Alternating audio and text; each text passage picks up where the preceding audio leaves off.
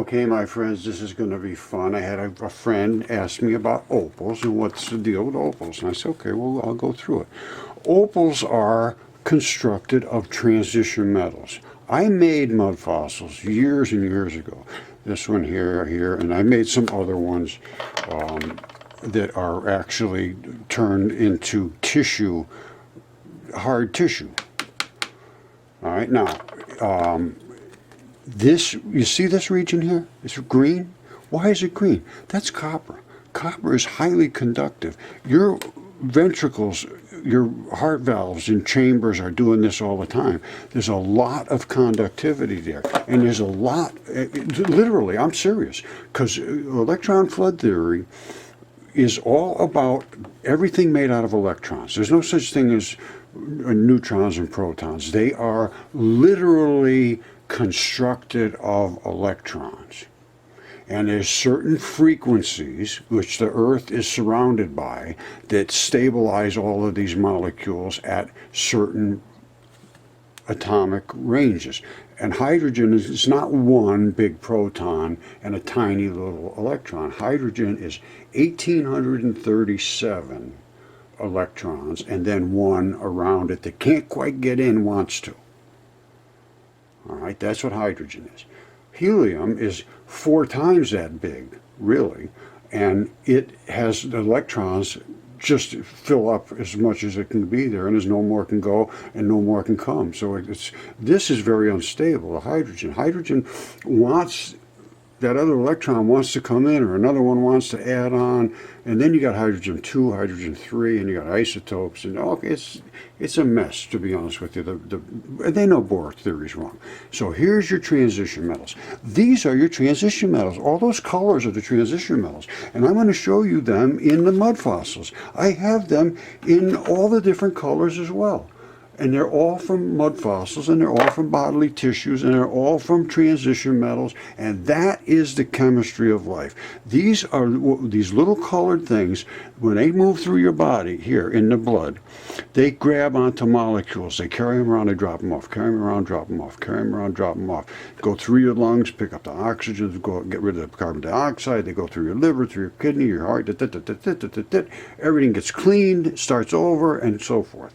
Now, if you don't have the correct enzymes in your blood, you're not going to have the correct products. Let's go with that. All right, sometimes it's metals, sometimes it's other things. But enzymes are the factories, well, bacteria is the factories. The enzymes are the products that the bacteria factory produces that are the chemistry sets. They go out and do all the chemistry. And I'm telling you, I understand the chemistry. I'll show you the stuff I did. I'm not bragging. Well, I guess I am bragging. But this is this right here is stuff that I made, some mud fossils. I made a whole batch of them. And it's very interesting stuff. And this goes back years and years, because I was wondering, how did all this stuff happen? My background is this stuff. This is all about, I probably showed this a million times, but 1,000,000.1. All right, this shows how temperature affects pH and how it ends up being electricity.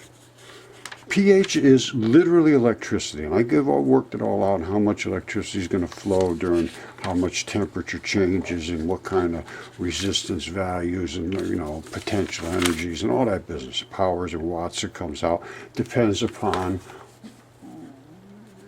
the temperature of the water.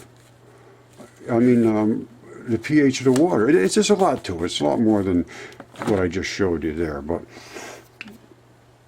well, my point is I think I understand what I'm doing, and I think you will understand that I'm right when I show you. I got all the little gadgets and gadgets they have. And this, you see right here, watch. You turn that on, it shows your pH.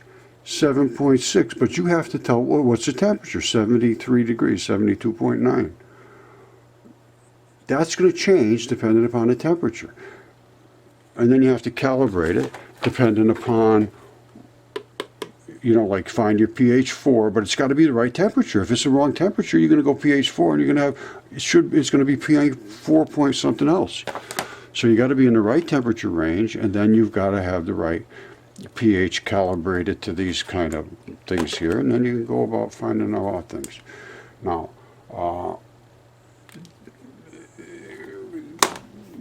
I've done this, and I understand it, and I understand the chemistry, the base, the acid, and so forth, and why these different chemicals affect and change the mud fossils. That you're going to see this fingertip in a second, or you saw it, and we're going to see the actual crystallization of the tissues, which is grip skin. And this ends up being opal. This would have turned probably into opal in a little different condition area, because it's that's blood pouring out there. Blood is what gives the opals their color. This is blood. That's what gives them. Well, here, let's look at the transition metals, because the metals are the color. And I'll show you where the metals collect in here, because there's gold and everything else in here. You don't see it until you put it under a microscope. That's a fingertip, and that little ball of stuff coming out at the end is blood. And at the end, you can see the vein and the artery if I get it in the right light and so forth. If you take your time and look, you can see that little bump there. One of them, I think, I can't see my own eye. I got terrible eyes now. But I don't even know if it's in focus. I guess it is. All right, well, anyway, that's a fingertip, trust me. I never lie and I'm always right. Okay, my friends, you all know what an opal is, and obviously that is an opal. And obviously it is also biological. Whoa, how can you say that, Roger? Well, I can say that because I believe that is a toe. And I believe this is the signature wrap of grip skin. And I will show you because I have some. And I actually believe this could well be the pattern of the foot toe prints, whatever you want to call them. And there's some more over here. These things wrap together in these little triangles. I have it right up here from one that's in my microscope, which is a fingertip from a mud fossil. That's what it is. Now, I hope this is going to be visible, because I never always know. However, you can see these same little fibers. That, of course, the toe is more, they buffed it and polished it and so forth, so the fibers sort of melted in together, and they got it down to a depth where they weren't overlapping much anymore. As you can see down here, at the very back, they still are overlapping some. But now, what are we looking at up here? We're looking at the same anatomy, but what about the chemistry? What about the metals? What about the colors? This is the red blood area. In here, you're going to see, and I can show you, different metals, and I will do it right now by changing the level of light. Now, and you're going to see, let me move this a little bit, because there's down here is where there's more metals. All right, here's where the metals start. You see how the tendons come down here, those fibers? That's grip skin. And all the other stuff is biology all around it. All right, and now the metals come in at the bottom here, where, over here, you see. You know, the best thing to do is to move this up. But before I do that, boy, I had a great shot of it not long ago showing gold running into the copper. There it is right there. When the blood runs out, the metals start to collect, and where the blood ran from was right up here, and it ran out this way, and these are metals. That's the gold, the heavier stuff like ran there, and the copper collected up here. That's copper. Now watch when I turn the lights down, you're going to see the different glow. Alright, now this is very difficult to do, so bear with me. But don't forget, the blood is coming out of here, running, and we're showing up with all those fibers, the same exact things we saw in the opal. And now, if we can shut this down just a little bit. I'm never going to get this. All right, well, you see where the you see the shiniest spots? That's the gold. And then that's the copper.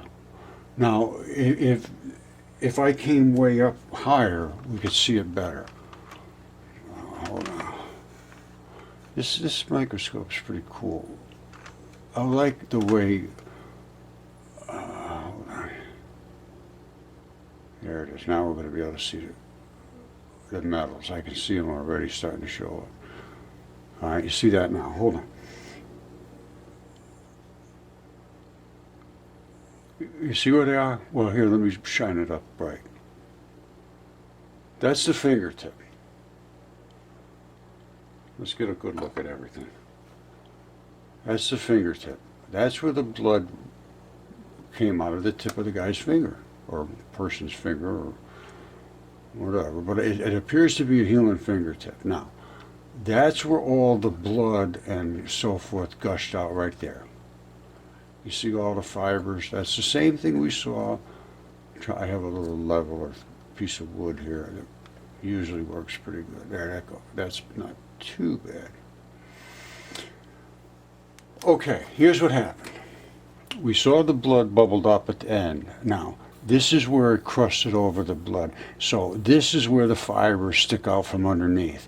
Now, again, that's the same sort of situation we see here on this toe. And I have a toe that's almost identical to this. It's not opal, but it's exactly in this same form, and I'll show you that.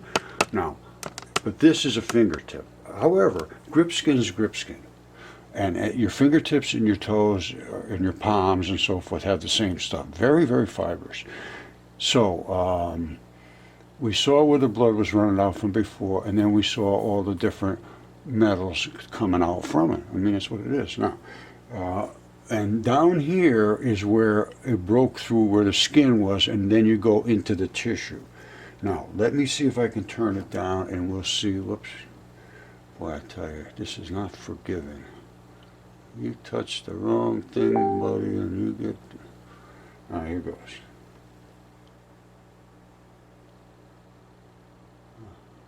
You see it glowing, and the things that glow are the metals. And oops, I think I showed there. That's probably the best shot you're going to get. Whatever's glowing is emitting light back at us in a range that's in this transition metal range, which is copper, silver, gold, platinum, all that business. All right, the rest is pretty much just darkish things. And they are the grip skin. If you come back here, whoops, down inside here, this is where it really gets inside. And it has all the same kind of minerals and metals. Turn the light up a little bit, and you see it. And that's, I don't know what that is. It's probably a vein or an artery, one or the other, turned into a glass shaft crystal. But all these colors are metals. You have a lot of integrity in your skin, in the grip skin specifically. In your facial skin and so forth, you don't have any of these metals to speak of. All right, you see them where all they're showing up now? And that is like the ball of your finger. Something like that. And I honestly think that's some of the fingerprint stuff.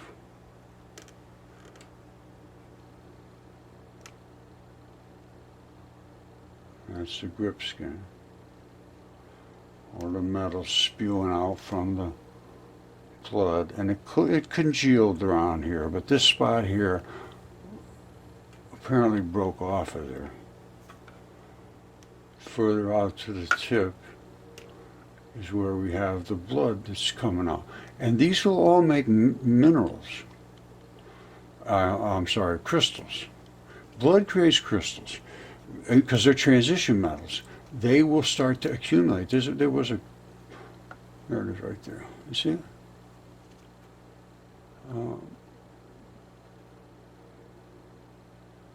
It's a blood red crystal. I don't know exactly what it is, but they form in these bloods.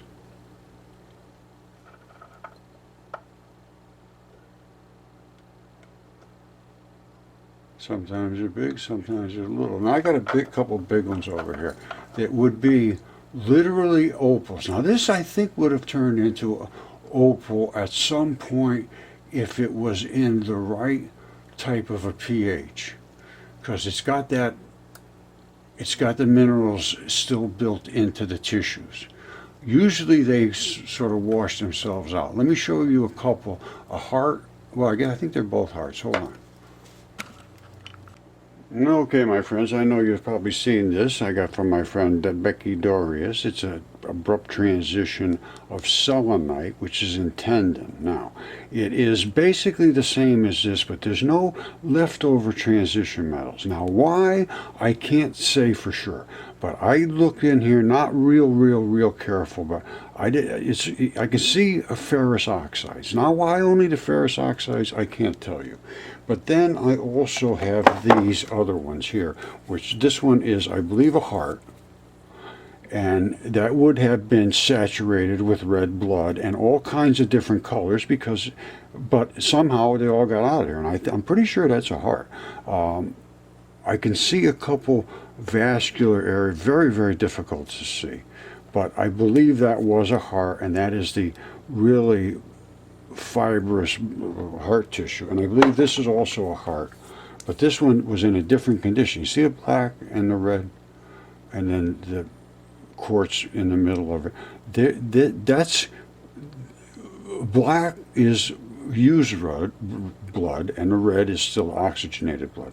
Now, I believe this also was a heart. But again, these things get all crunched up. This could be a liver. The other thing could be, because you merge these bloods together, and they get washed in your body and through your circulatory system, and they have metals in them. That's a toe.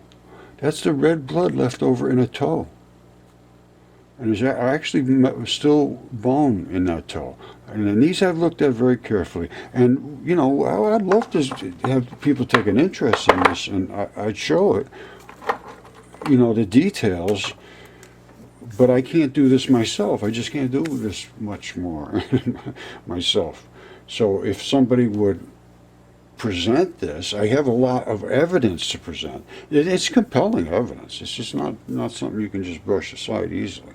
And it shows these things just like this toe.